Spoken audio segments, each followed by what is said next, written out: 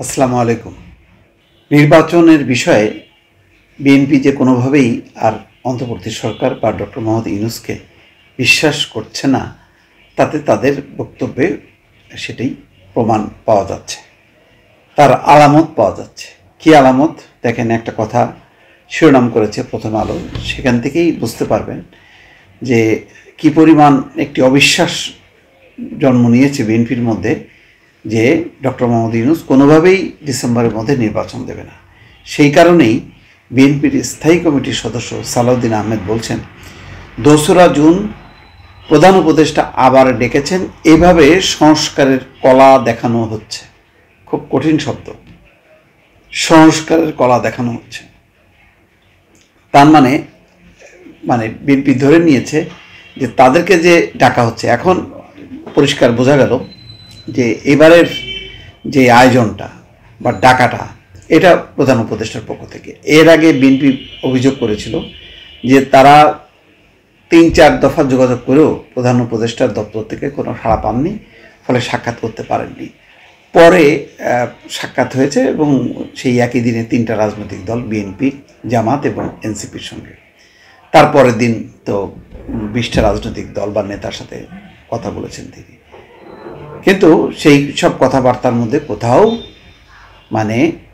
Doctor Mohammad Yunus উপদেষ্টা পরিষদের রদবদল করবেন, 3জন উপদেষ্টাকে বাতিল করবেন, অথবা সেই ইশরাকের মেয়রের শপথ নেওয়ার বিষয়টি সমাধান করবেন বা নির্বাচনের দাবি পূরণ করবেন, কোনোটি কিন্তু তিনি ওয়াদা দেননি বা সেটা বাস্তবায়ন করেননি। ফলে পুরো বিষয়টা হয়ে গেল যে উনি পদত্যাগ করতে চান, বিএনপি সহ সবাই এসে বললেন, না স্যার, আপনি পদত্যাগ করবেন না। এটুকুর মধ্যে দিয়ে শেষ হয়ে গেল। এরপরে তিনি চলে গেলেন জাপানে যেহেতু আরেকটা কথা বললেন যে রাজনৈতিক দলগুলো নির্বাচন চায়, তবে ডিসেম্বরে চায় একটি রাজনৈতিক দল, বিএনপিকেই মেনশন করলো। এবং গতকালকে বিএনপির মির্জা আব্বাস থেকে শুরু করে গয়েশ্বরচন্দ্র রায়, সালাউদ্দিন আহমেদ সবাই কিন্তু খুব এটার নিন্দা করলো এবং বলা হলো যে বিএনপিকে বিচ্ছিন্ন করা, কোণঠাসা করা এবং দোষারোপ করা, এই কাজগুলি তিনি করছেন। অর্থাৎ এইসব বক্তব্য পরিষ্কার বিএনপিকে একটা কোণঠাসা করার। আজকে যখন কি ২রা জুন প্রধান উপদেষ্টা ডাকলেন, তখন ভাবা হচ্ছিল যে এটা বোধহয় তাদের মধ্যে যোগাযোগের প্রেক্ষিতে একটা আন্ডারস্ট্যান্ডিং, যে না, নিশ্চয়ই এই বৈঠক করে ডক্টর মোহাম্মদ ইউনূস নতুন কিছু ঘোষণা দেবেন। কিন্তু বোঝা যাচ্ছে যে যেহেতু প্রধান উপদেষ্টাই ডেকেছেন, বিএনপির সাথে সে ধরনের কোনো আশ্বাসের ভিত্তিতে ডাকেননি, ফলে সেই কারণেই তাদের অবিশ্বাস থেকে এই কথাটা আসছে। যে ভাবটা আমরা বুঝছি এইরকম, আনুষ্ঠানিকতা আর আলোচনার কোনো কমতি নেই, কিন্তু কাজ নিয়ে কোনো খবর নেই। 2 তারিখে 2য় পর্বের আলোচনার আবার শুভ উদ্বোধন হবে।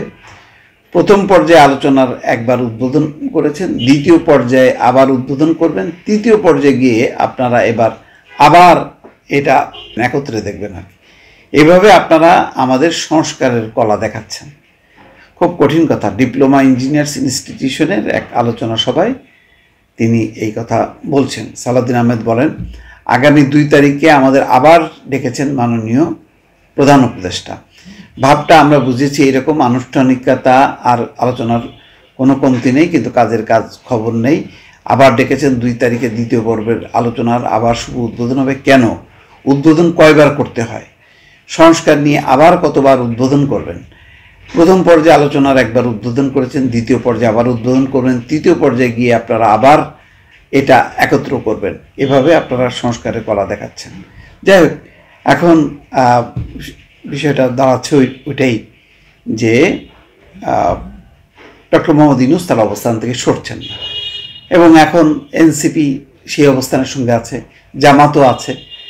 পরে মোটামুটি প্রভাবশালী 2টি রাজনৈতিক দল থাকার পর বিএনপির জন্য একটা টাফ, যে বিএনপিকে সাপোর্ট করছে বাম গণতান্ত্রিক দল বা 12 দলীয় জোট, কিন্তু সেটাকে তো খুব একটা আমলে নিচ্ছে না।